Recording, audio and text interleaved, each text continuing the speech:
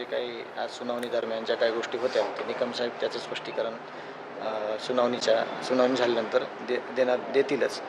आम्हाला फक्त भेटीसाठी आम्ही आलेलो आहोत. काय नवीन माहिती देणार आहात का? म्हणजे तुम्ही नाही, जे काही माहिती आहे SIT CIDकडं आणि जे निकम साहेब आहेत त्यांचा जो समन्वय आहे सगळ्या, त्यामुळं आम्ही आता जास्तीची काही माहिती देणार नाही, परंतु आम्ही फक्त उपस्थितीसाठी आलेलो आहोत. बरं, काय उपस्थित राहणार आहात न्यायालयामध्ये? शिष्टमंडळ राहणार आहे, मी बाहेर थांबणार. बरं, वैभवी वगैरे? वैभवी येणार होती, परंतु तिची उद्या परीक्षा आहे म्हणून ती थांबली.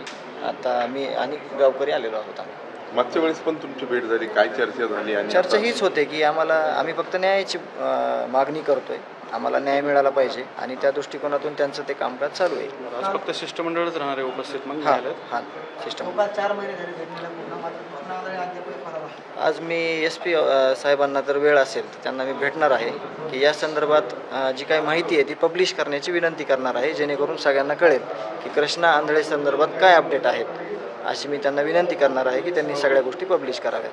ठीक, थँक्यू. आणखीन एक महत्त्वाची गोष्ट, तुमचा एक जबाब समोर आलेला आहे, त्यामध्ये त्या दिवशीचा तुम्ही घटनाक्रम सांगितला. हां, भावाला वाचवण्यासाठी तुम्ही वाल्मिक करंडला देखील फोन केला होता. विष्णू चाटे जो त्याचं ऑफिस होतं राष्ट्रवादी काँग्रेस पक्षाचं, त्या पक्ष कार्यालयामध्ये हे बसत असल्या कारणानं आम्ही त्यांना फोन केलेला होता आणि ते सांगत होते की 20 मिनटात सोडणार आहेत, 10 मिनटात सोडतो, असे काही बोलत असताना त्यांनी ज्या काही गोष्टी घडल्या त्या दिवशी त्या खूप अत्यंत वेदनादायी आहेत आणि जे काही समोर माहिती आहे ज्या बाबतली आलेली ती समोर येणारच आहे कोर्टामध्ये. तुम्ही वाल्मिक करंडला पण फोन केला होता वाचवण्यासाठी?